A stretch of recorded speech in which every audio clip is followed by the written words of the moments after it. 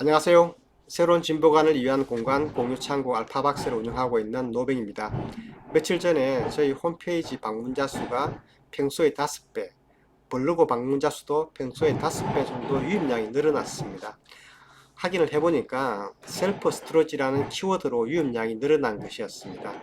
그래서 혹시나 싶어서 신문기사와 유튜브 뉴스를 보니까 SBS에서 셀프 스토리지 산업이 성장을 하고 있고 그 원인이 1인 가구의 증가와 집값 급등이라는 것이었습니다. 그리고 주로 2030 세대가 취미용품과 주거 공간이 부족해서 많이 이용하는데 이것이 또 하나의 문화가 되었다고 했습니다.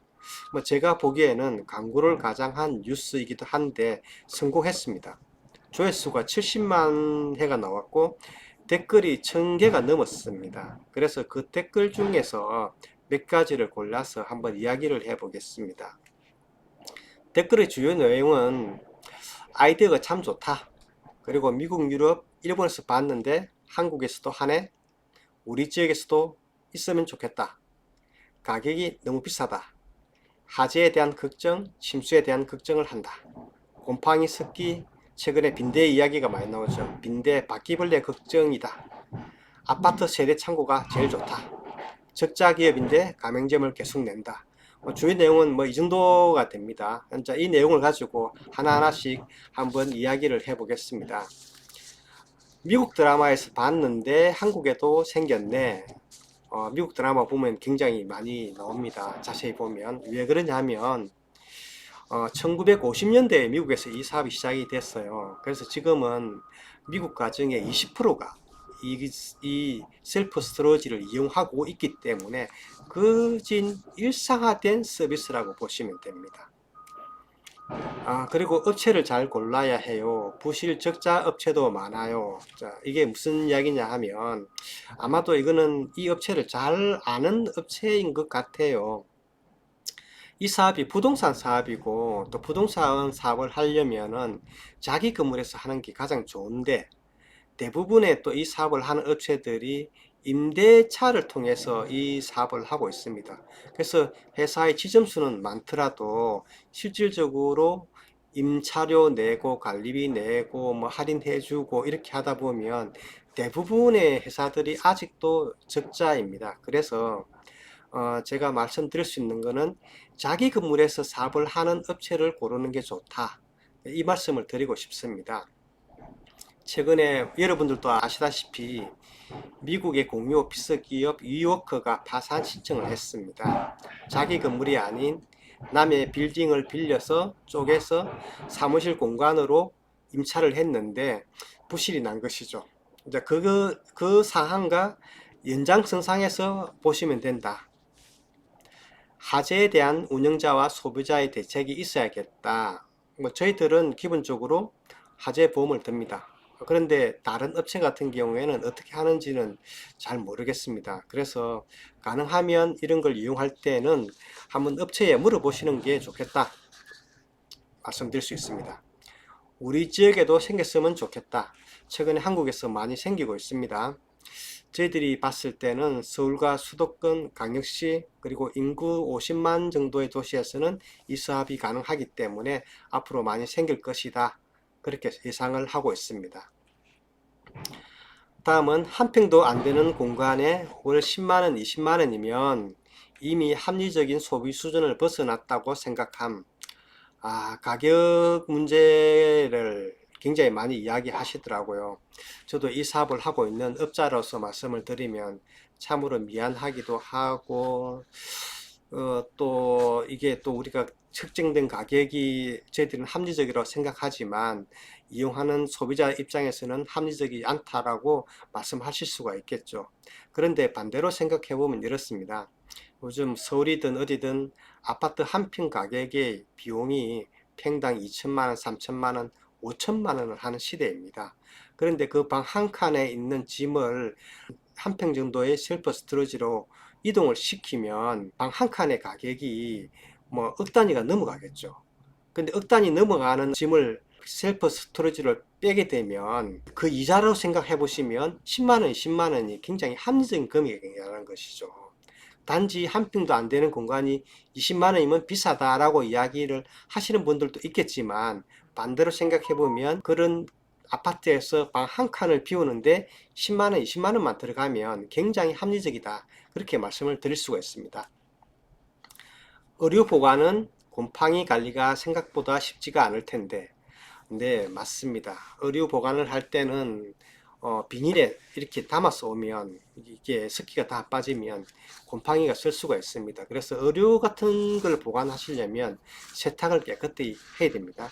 그리고 저희 같은 경우에는 1년 365일 난방기하고 제습기가 돌아가다 보니까 실질적으로는 우리가 살고 있는 집보다 더 쾌적합니다.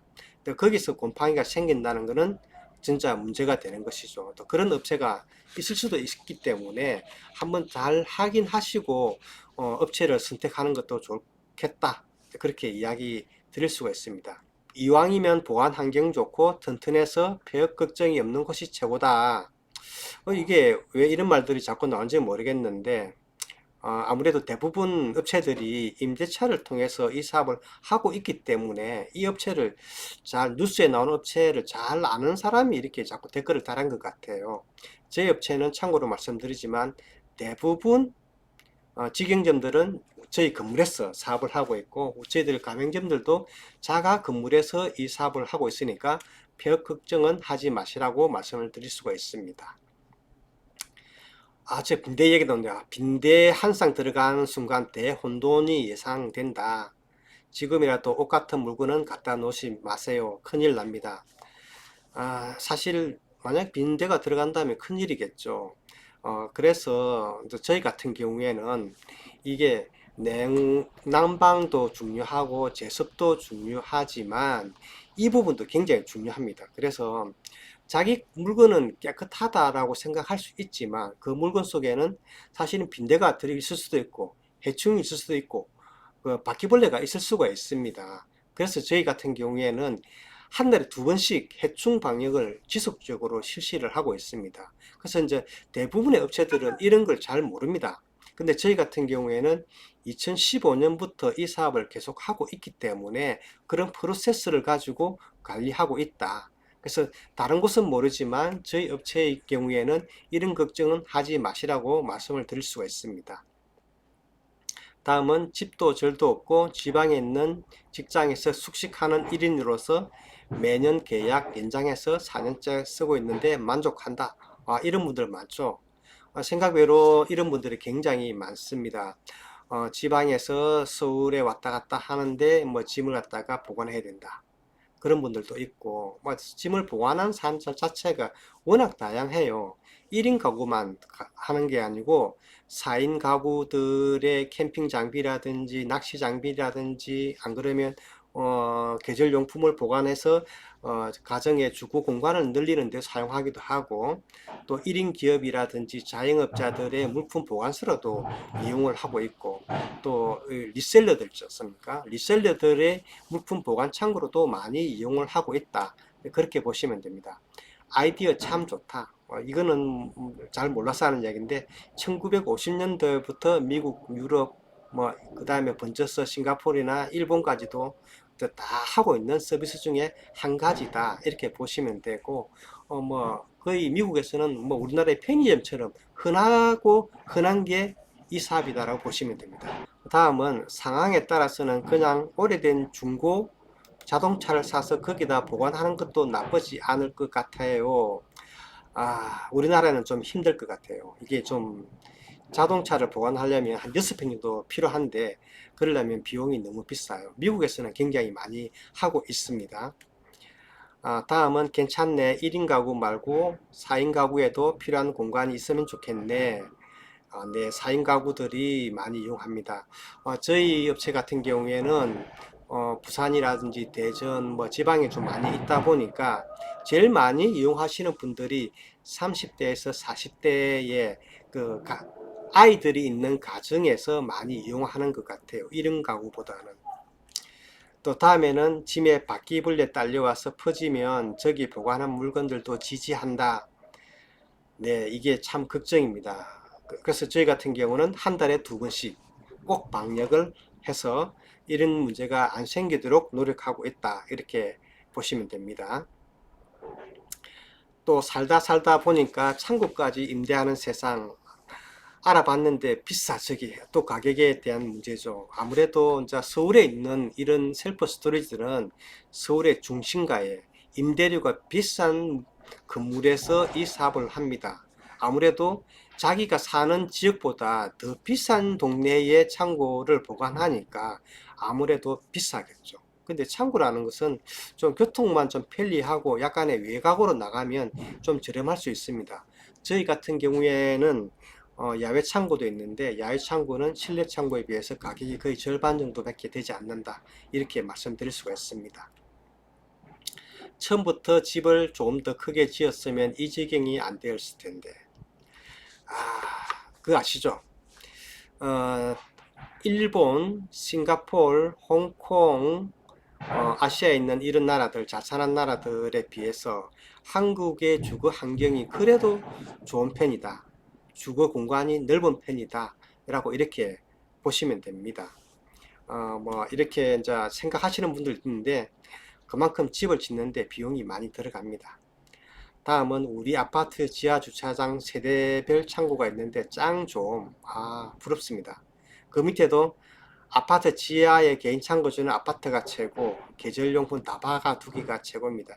이런 아파트에 살고 있는 사람들은 정말 정말 부럽습니다. 근데 만약에 이렇게 살고 있는 분이 다른 데 이사 갔는데 창고가 없다, 그러면 어떡하겠습니까? 그러면 이런 또 셀프 스토리지를 이용할 수밖에 없겠죠. 다음은 나도 1인 가구지만 젊은 세대들이 허영심이 많아도 짐도 많고 옷도 많아서 저렇게 공간이 부족한 거임. 난 내 수준에 맞게 살면서 낭비를 하지 않는다. 좋은 말씀입니다. 다음은 일본에서는 이미 오랫동안 자리 잡은 사업이고 소형평수고 1인 가구가 늘어나는 추세를 보면 앞으로 충분히 수요가 몰릴 것 같다. 일본 많이 발전했습니다. 일본 굉장히 많고요. 전국적으로 지점이 한 10,000개 이상이 되고 있습니다. 다음은 이거 좋은 사업인데 이거 해볼만 하네. 좋은 사업이긴 맞습니다. 그런데 저희 같은 경우에는 이 사업을 부동산 비즈니스 보기 때문에 기본이 자기 건물을 가지고 하냐 마냐가 중요한 것 같아요. 만약에 임대차를 통해서 이 사업을 하게 되면 굉장히 낭패를 볼 수 있다, 그렇게 예상을 하고 있습니다. 또 다음에는 유럽에서 꽤 오래된 흔한 서비스인데 한국 현상을 반영해서 흐름을 타는 듯.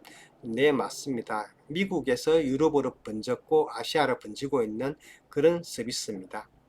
또 광고에 속지 말자, 적자 기업인데 가맹점 모집은 계속하네. 뭐 이게 이 회사를 또 너무 잘 알고 있는 분이 아마 이렇게 이야기하는 것 같습니다. 저 회사에 뭐 직원들이 워낙 많다 보니까 그 직원들이 퇴사한 사람들인지 아닌지는 잘 모르지만 또 이런 이야기들이 굉장히 많습니다. 이상 오늘은 셀프 스토리지란 주제를 가지고 뉴스가 이제 한번 나왔고, 그 뉴스가 그 조회수가 70만 회가 되다 보니까 저희 홈페이지가 박살이 나고 블로그가 박살이 난 어떤 그런 것 때문에 이 이야기를 한번 해봤습니다. 이상 새로운 진보관을 위한 공간 공유 창고 알파박스를 운영하고 있는 노뱅이었습니다. 감사합니다.